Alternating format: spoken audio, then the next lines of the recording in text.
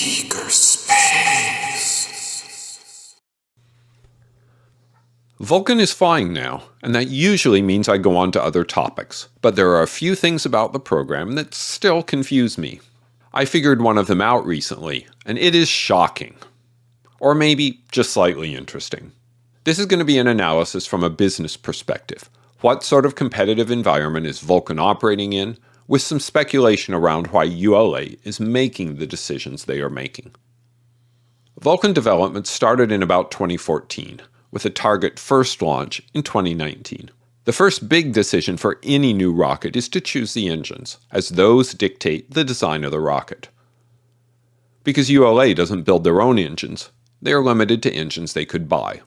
For the first stage, they looked at the BE-4 that Blue Origin was developing for their New Glenn rocket, and the AR-1, an uprated RD-180 clone from Aerojet Rocketdyne. ULA chose the BE-4 in September of 2018. With that, development was underway, and ULA was targeting a mid-2020 for the first flight. That was a very aggressive schedule for a new engine, even if it had already been under development for 4 years. In mid-2019, ULA sold 8 Atlas V launches to Boeing for Starliner. Boeing was planning on flying soon, and it was a choice between Atlas V and paying SpaceX to launch on Falcon 9. And since Boeing owns half of ULA, nobody was surprised that they chose to go with Atlas V. The main customer for Vulcan was National Security Space Launches, but under NSSL rules, they would need to have 2 successful launches of Vulcan before they could start flying NSSL payloads.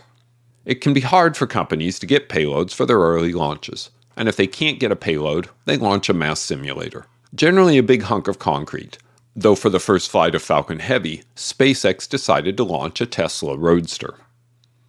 The obvious downside of a mass simulator is that you don't get paid for those missions.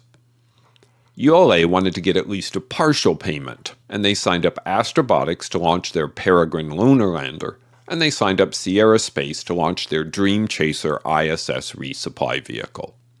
This does seem a bit risky, but they are still building and flying Atlas V rockets. In 2020, the Air Force awarded the NSSL Phase 2 launch contracts to 2 companies with a 60-40 split. NSSL covers the majority of the Department of Defense launches, and this award covered the launches from 2022 to 2026. SpaceX wins 40% of the flights with Falcons 9 and Heavy. ULA wins 60% of the flights using the yet-to-be-flying Vulcan Centaur, currently scheduled to be flying in 2021. But that timeline is a little in flux, so ULA has a backup plan to fly payloads on Atlas V if Vulcan isn't ready. Atlas V can launch the majority of the payloads, though some will require the full power of Vulcan. This is a very reasonable backup plan, keep flying the existing rocket until the new one is ready. In late 2020, ULA and Vulcan are in good shape. They have a hard order for 8 Starliner flights to fly on Atlas V. The first 2 payloads lined up for Vulcan, and an NSSL contract that they hope will fly on Vulcan, but which can use Atlas V as a backup if Vulcan is late. The business guy in me says that they are doing a good job at covering their contingencies to keep flying customer payloads if Vulcan continues to slip, and that's for the customer that has paid them nicely to launch Department of Defense payloads for many years, and it seems a sound business decision to keep that customer happy. They are targeting a first launch in late 2021. Then Amazon comes calling. They need launches for their upcoming Kuiper constellation satellites, and they buy 9 Atlas V launches, which apparently means that every single Atlas V that will exist is spoken for. They can't build more because the Russian RD-180 engine that the Atlas V uses is no longer available, due to Russia cutting off the supply. ULA sold all the Atlas rockets that might be used as backups for NSSL, a program that had in the past put billions of dollars into ULA coffers, and for a constellation launch that, while backed by a very solid company, was still a speculative undertaking. I initially thought that ULA was breaking a cardinal rule of business, which is never make your biggest customer mad. But I've since realized that this is a very savvy move by ULA. And it comes down to markets. Starting in 2005, ULA was the only U.S. launch provider for the National Security Space Launch Program, known as EELV at that time, and they got all the business. In 2012, DoD decided to award ULA up to 36 launches in a block buy and compete another 9. SpaceX initially got 2, sued the Air Force, and ended up with 9 flights in that chunk. DoD then clearly decided they needed a better way of doing this, a way that was actually in compliance with government procurement law, so they spun up a next-generation competition. In 2019, ULA wins the 60% share, the yet-to-be-fully-proven SpaceX wins 40%, and Blue Origin and Northrop Grumman go home with a participation medal and a small package of Oreos. ULA has lost 40% of the business that they had in the past. SpaceX can do all of the missions that ULA can, and they're flying a lot of other payloads, which means their fixed costs are spread out more. And they've developed this thing called first-stage reuse. Instead of sticking to a strategy that looks unpromising, ULA decides to shift their strategy based on the ancient Chinese military strategist Sun Tzu, who lived around 500 BC. Sun Tzu wrote, "In the midst of chaos, there is also opportunity. And know when to fight and not when to fight. Avoid what is strong and strike at what is weak." What ULA needs is a market with weaker competition. That market is the Kuiper satellite market. The main launchers are New Glenn, which has 12 flights with options for 15 more. Ariane 6 has a contract for 18 flights, but Ariane 6 is late and there's a large backlog of payloads, with the only firm Kuiper launch set for late 2025. Most of the Kuiper launches are planned for a version with upgraded boosters, which isn't slated to enter service until 2026. Ariane 6 already has 9 other payloads set to launch in 2026. A wild card is Rocket Lab's Neutron. Peter Beck is against announcing contracts for rockets that aren't yet flying, so we don't know if they have a contract. Given that Amazon contracted with Ariane, I'd be surprised if they didn't work with Rocket Lab. Atlas V has 9 launches contracted, and Vulcan has 38. Of the 3 competitors, I expect Rocket Lab to be the biggest one. They have a rocket explicitly designed for LEO constellations. The first stage is reusable, the second stage is cheap, and they have experience launching at a reasonable cadence. The important point for this market is that SpaceX is excluded, with the exception of 3 launches because of an Amazon shareholder lawsuit, and that gives a much nicer competitive landscape than a company that is launching hundreds of times a year. If there is salvation for ULA, it is the Kuiper program, and it therefore makes sense for them to put Kuiper at the front of the line for everything, despite statements that NSSL is their highest priority. This is also a good deal for Amazon. New Glenn first flew in January of 2025 and has not flown again. Ariane 6 has only flown twice and not in the version Amazon needs, and Neutron might fly in late 2025. The only non-SpaceX rocket that could start launching satellites early was Atlas V. Space Force is stuck. They want 2 providers for NSSL, and that means dealing with Vulcan being late. They can move some payloads over to fly on Falcon, but they need to send enough payloads to ULA to keep the company alive. But things aren't static at the Space Force, as they're preparing to open the bidding for Phase 3 of NSSL. In mid-2022, Space Force Director of Space Operations General John Raymond testifies before Congress. He says, "I think there are opportunities, with a manifest that's become more significant in numbers, that there's room for increased competition." Does that have something to do with ULA putting Amazon ahead of the Space Force? I think it's probably not the only reason, but I strongly suspect it is one of the reasons. The Phase 3 NSSL definition comes out. It starts with what is called Lane 1, a competitive bid approach modeled after NASA's Launch Services Program. As of 2025, the companies in this group are Rocket Lab, SpaceX, ULA, Blue Origin, and Stroke. 4 reusable rocket companies plus ULA. It's unlikely that ULA can make money in this lane. Lane 2 started out as the traditional approach with a 60-40 split between 2 providers. But in a revision, this Space Force says that they will add a 3rd provider in a smaller role. Some people, including me, have asserted that this is a result of lobbying by Blue Origin, and while I still think there is some truth in that, I also view this as a reaction to ULA's choice to prioritize Kuiper over NSSL launches. When the competition is over, Lane 2 ends up with SpaceX getting 52% of the launches, ULA getting 35%, and Blue Origin getting 13%, assuming that New Glenn can meet the launch requirements by the end of 2026. Before 2012, ULA got 100% of the launches. In the 2012 section, they got 80, they got 60 in Phase 2, and 35% in Phase 3. Phase 3 is actually worse than 35%, as ULA isn't going to be getting any of those Lane 1 launches. It's not as bad as that. NSSL is launching a lot more payloads in Phase 2 and Phase 3, so the number of launches for ULA doesn't go down as much as you would expect. Going forward, I expect that in Phase 4, Lane 1 will get bigger and Lane 2 will get smaller.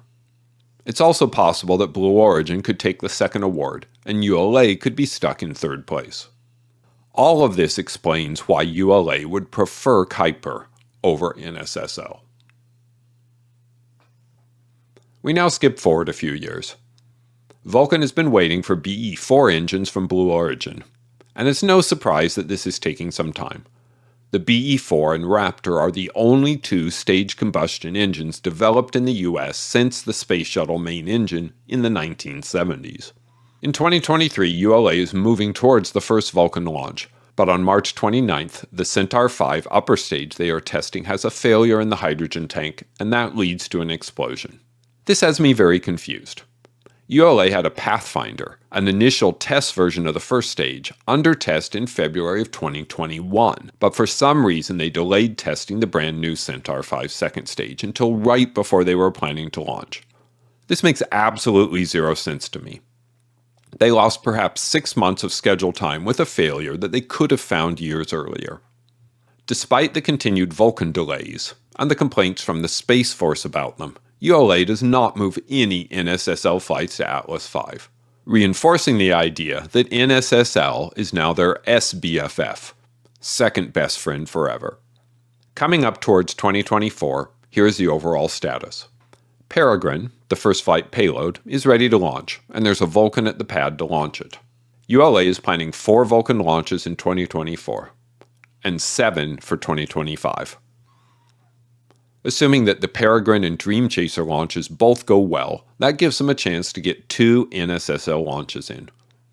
4 launches is a good target for 2024, and 7 for 2025 is also a good target. Finally, on January 8th, 2024, Vulcan takes off with Peregrine aboard.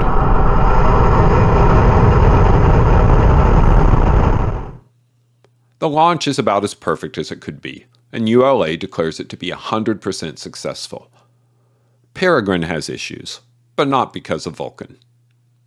This is a major step for Vulcan, but it leads to a significant quandary for ULA. Should they wait, or should they fly? Their first option is to wait to fly Dreamchaser. This is the preferred choice. It gets a flight off their backlog and should get Vulcan certified. The second option is to launch a mass simulator instead of waiting. Dreamchaser will be ready in April 2024, 2 months from now, and the mass simulator option will waste a rocket and cost at least $50 million. Should you burn 2 months' expenses to save $50 million? A company like ULA has ongoing fixed costs to keep their facilities running and their people employed, and when you are waiting, you are by definition burning money. That seems like a pretty simple question to answer, given the way I've framed the question. It's pretty clearly, wait. But notice that net in the date, which means no earlier than. Before we make a decision, maybe we should look at the Dreamchaser history. We see that in January of 2021, it was scheduled for 2022. Then in 2022, 2023, and 2024, it's scheduled for later each year. That looks like the pattern you would see when a payload is waiting for a launcher to be ready. They have to slip their date whenever the rocket slips. But it could also be schedule chicken. A project with multiple teams often runs late and is in danger of driving off the schedule cliff. It's a bad thing to speak up and say you need more time, as you become the cause of the schedule slip. Then the other teams, who are generally as behind as you, or more behind, can say, We could hit the earlier date, but we can make productive use of the extra time, which makes them look good. So teams play schedule chicken, trying not to be the team that blinks and becomes the cause of the slip that everybody is counting on. Many large software teams have turned schedule chicken into an art form. This is not to cast aspersions on the folks at Sierra Space. Dreamchaser is a very complex and innovative vehicle, and those sort of projects are inherently very hard to estimate. We should therefore view their schedule with a big helping of skepticism. We also know that ULA has been building new Vulcan hardware, as shown in the pictures that CEO Tori Bruno has been sharing. So, what should ULA do? Sun Tzu tells us to expect the best, but prepare for the worst. Let's build a little table to explore the options. ULA can launch the mass simulator right away in February of 2024, and with good luck could get it certified and launch up to 4 NSSL payloads in 2024. If Dreamchaser flies in April, that's a 2-month delay, but there's likely time to get certified and launch up to 3 payloads. If it's delayed until August, that's 2 payloads, in October, 1 payload, and if it's delayed until March of 2025, that's obviously 0 payloads. The ideal outcome is Dreamchaser launching in April. It saves money and gives almost the same number of payloads. The worst outcome is March 2025 for Dreamchaser, and launching 0 payloads. Let's say that the worst you can tolerate is 2 NSSL launches, and that will require a certification launch by August. ULA decides to wait for the April date. They have better data than any of us on the outside do, but I think it would be prudent to have a mass simulator at the launch site so that if Dreamchaser slips, you have ample time to launch either in April or perhaps August at the latest. We get to April, and Sierra Space says that Dreamchaser is now aiming for the last quarter of 2024. If you think you're going to be done in 3 months, and after 3 months you have a 6-month delay, that is not a sign that you will be ready in 6 months. That is a sign that your estimates are not trustworthy. At this point, ULA has the best chance of getting multiple NSSL launches if they fly a mass simulator immediately, using a Vulcan already at the launch pad and ready to go, and a mass simulator sitting there as a contingency payload. That costs them money, but they don't waste any time, and with luck, they can still get in a few flights for NSSL in 2024. They would avoid the worst-case scenario. They do talk about this in May, but say they are still confident in the October date, which utterly confuses me. It feels like they haven't been gaming out the options and they are unprepared for the slip. It took them a month to come up with a contingency plan, a plan that they honestly should have had in place before the flight of Peregrine in January. Then they spend another 6 weeks waiting before they decide in late June that Dreamchaser isn't going to make an October date. It will take 3 months for them to get ready to launch a rocket that was supposedly ready to fly a payload in April. ULA has bought something close to the worst-case scenario. They lose 6 months waiting to fly, and they have to pay the money for a mass simulator launch. They still hope to launch in October, get certified, and fly 2 payloads by the end of the year. This is the kind of decision-making that has me really confused. Time is the one thing you can never get back, and ULA's decision to wait means that they are less likely to get any NSSL revenue in 2024. Worse, one of the justifications for their high price is high schedule reliability. Not on Vulcan, apparently. In the mass simulator flight that they hope will lead to quick certification, ULA catches a bad break. One of the nozzles on the GEM 63XL solid rocket motor breaks apart, but they catch a good break in that the way the nozzle broke sent most of the exhaust away from the rocket. If it had broken on the inside, it could have easily melted the BE-4 engines, and that would have been very bad. Under NSSL rules, ULA is allowed to take a fast-track approach to Vulcan certification because the rocket is derived from the Atlas V. The SRBs are a new version and ULA has to go through a full anomaly investigation, and probably get extra homework from NSSL to complete before they will be certified. ULA launches 0 NSSL payloads on Vulcan in 2024, and their rocket is not certified for NSSL. They already decided they won't launch on Atlas V. ULA threw the dice and hoped to get lucky, and ended up with the worst-case scenario. Then we get to the next weird thing, or at least a thing that seemed weird at first. After the Cert-2 flight, they immediately start stacking the next Vulcan rocket in anticipation of the first NSSL launch. This is a really smart thing. Get the rocket in their integration facility and test it as soon as possible. They are 4 NSSL launches behind where they wanted to be and need to do anything they can do to be ready when they do get certified. The certification process drags into the next year. Early in the new year, Amazon stops by and says, "Hey, we have some Kuiper satellites ready to launch." And ULA replies, "Sir, yes sir." They therefore start destacking the Vulcan that is ready to launch in early February, so they can stack an Atlas V to launch Kuiper satellites. This destacking is required because ULA only has one integration facility at their launch pad. There's another one under construction, but it won't be ready until later in 2025 at the earliest. This is another thing they could have addressed during the delays. The certification is completed in late March, which meant Vulcan probably could have launched by the end of April. At the end of 2024, ULA was forecasting up to 20 Vulcan missions in 2025. By April, that was revised down to 11 to 13 total missions in 2025, with a roughly equal split between Vulcan and Atlas V. That means that the Vulcan count went from 20 to 6 in 3 months. The first Atlas V Kuiper launch flew on April 28, 2025, and my guess is that they will fly another Kuiper engine before the first NSSL launch on Vulcan, currently scheduled for summer. The record for launches from ULA's Space Launch Complex 41 at Cape Canaveral is 8 in a year. They're launching 2 different rockets, one of which has only flown twice, and they've flown once in the first 4 months of 2025. 11 to 13 launches seem somewhere on the continuum between challenging and unrealistic. I asked my Twitter followers how many launches ULA would make in 2025, and the average was 5.2. That seems like a pretty good guess to me. I have 3 unresolved questions. Why did they wait to perform the Centaur 5 test for years? Why did they trust dreamchaser schedules, especially after they slipped 6 months and 3 months of time? Why didn't they have a Vulcan already stacked and ready to launch a mass simulator when they finally decided dreamchaser wouldn't be on time? These are all own goals and have cost them at least a year of time and perhaps $500 million in revenue. I have a few thoughts on why this might be the case. The first possibility is management. Tory Bruno is probably my favorite old space CEO, and taking ULA from a company that launched Atlas V and Delta IV from fully disconnected infrastructures to one that has a single rocket is a big accomplishment.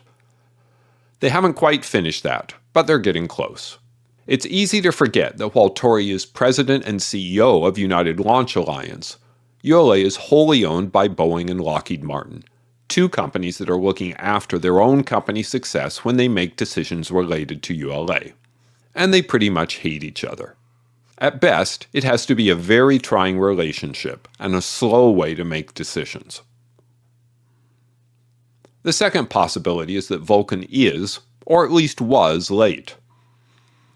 My assumption is that in 2024, ULA had Vulcans aplenty, but let's assume they were only expecting 2 flight vehicles until late in 2024. If you don't expect more Vulcans to be flight ready until the fall, then flying the mass simulator in April of 2024 doesn't help. You can't fly operational missions until the 4th quarter anyway. At that point, delaying to see if Dreamchaser makes it is the right business decision, and you can use the Dreamchaser delay as a bit of a smokescreen, assuming you are confident that you won't have an issue on the cert flight. Is there any evidence for this? The tank failure of the Centaur 5 could have been a factor, but given that they finished the investigation and a fix in time for the Peregrine flight, it seems unlikely. Tory Bruno described the change as an easy fix. They put a band around the top of the tank. The other possibility is that there were availability problems with the BE-4 engines. Here is the second BE-4 being installed in the second booster in mid-April 2024. The engines for the first flight booster were installed in October of 2023, and 6 months seems like a long time to wait for the second set to be ready. If this is happening in their factory in Decatur, Alabama, halfway through April, It's pretty clear they were not hitting an April launch date even if Dreamchaser was ready, nor were they ready to launch a mass simulator. Bruno has consistently said that BE-4 engine availability is not an issue, but this makes it look like there was an issue in the spring of 2024, at the very least. In mid-July of 2024, Tory Bruno tweets that they have flown one Vulcan, the CERT-1 mission with Peregrine, have a second Vulcan sitting at the Cape, and 2 more in fabrication at their factory in Decatur, Alabama. This is the third booster, the one which will fly USSF 106 for the Space Force on their first operational mission, almost ready to ship to Cape Canaveral in late July. The existence of this booster suggests that they could have flown this mission in September if they had flown the mass simulator mission in July, and if they hadn't had the anomaly. It seems they still burned at least 3 months of time. And that's the Vulcan update. Their pivot to favor Amazon over the Space Force makes sense, but it's very unlikely to make them friends in the Space Force. My estimate is that they lost 18 to 24 months due to their decisions, but it seems likely they wouldn't have had engines to launch earlier than 2024. If you enjoyed this video, here are your songs for the day.